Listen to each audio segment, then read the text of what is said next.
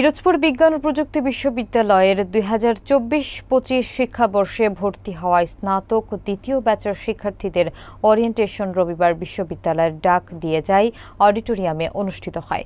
বিস্তারিত থাকছে এস.এম. আবু জাফরের তথ্যচিত্রে। উপাচার্য অধ্যাপক ডক্টর মোহাম্মদ শহীদুল ইসলামের সভাপতিত্বে ওরিয়েন্টেশনে প্রধান অতিথি ছিলেন গোপালগঞ্জ বিজ্ঞান ও প্রযুক্তি বিশ্ববিদ্যালয়ের উপাচার্য অধ্যাপক ডক্টর হোসেন উদ্দিন শেখর। অনুষ্ঠানের শুরুতে জুলাই গণ অভ্যুত্থানে নিহত ছাত্র জনতা স্মরণে নীরবতা পালন করা হয়।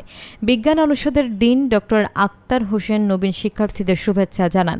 অনুষ্ঠানে সামাজিক বিজ্ঞান অনুষদের ডিন ডক্টর মোহাম্মদ আনিসুর রহমান, পরিসংখ্যান বিভাগের chairman doctor Kamal Hossain, PB Probir পরিসংখ্যান বিভাগের চেয়ারম্যান ডক্টর মোহাম্মদ মুসা খান, গণিত বিভাগের সহকারী অধ্যাপক doctor M Ayub Hussain, psychology বিভাগের চেয়ারম্যান শারমিন ইসলাম নিপা সহ আরও অনেকে বক্তব্য রাখেন। নবীন শিক্ষার্থীদের পক্ষ থেকে পরিসংখ্যান বিভাগের আসিফ আক্তার, সাইকোলজি বিভাগের নুসরাত জাহান রূপা, গণিত বিভাগের সামিউল হায়দার ও সিএসি বিভাগের শেখ সাইদ আনোয়ার বক্তব্য রাখেন। অনুষ্ঠানে কোরআন তেলাওয়াত ও গীতা পাঠের মাধ্যমে শুরু হয় ও নবীন শিক্ষার্থীদের ফুল দিয়ে বরণ করে নেওয়া হয়। সবচেয়ে বড় কথা, এখানে একজন বক্তা বলে গেছেন, আমাদের মধ্যে যেন কোনো ইনফিরিয়রিটি কমপ্লেক্সে না আসে যে আমি পিরোজপুর বিশ্ববিদ্যালয়ের ছাত্র। এখন কিন্তু ওই পিরোজপুর বলে ছোট করার কিছু নাই। You are a member of a global village. তুমি যেখানেই থাকো, তুমি যখন ইন্টারনেট দিয়ে কানেক্টেড হয়ে যাও বিশ্বের সবকিছুর সাথে, তোমার career you can connect it from Pirozpur to anywhere in the world. You can connect yourself with Colorado, Los Angeles, New York, or Melbourne, or anywhere in the world.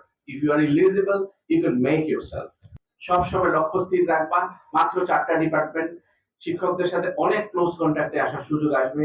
অনেক কৃতি শিক্ষকের কথা এখানে আমি শুনেছি।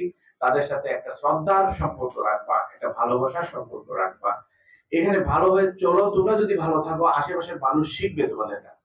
You need to own this department. একজন অভিভাবকের কথা শুনেছি, সাথে সাথে আমাদের দুইজন চেয়ারম্যান, 4 জন ছিল, কিন্তু আমরা দুঃখিত, আমি 4 জনকে দিতে পারি না, 2 জনকে দিয়েছি।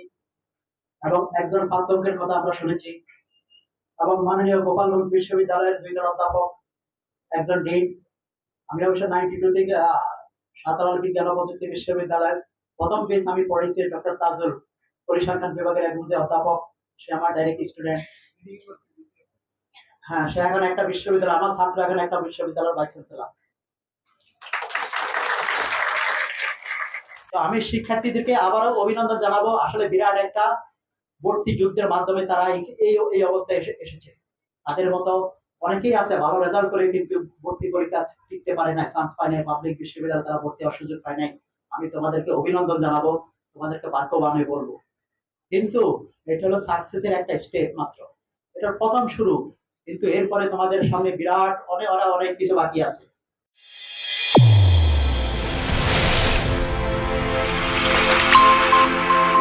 চ্যানেল A1 হৃদয়ের স্পন্দন।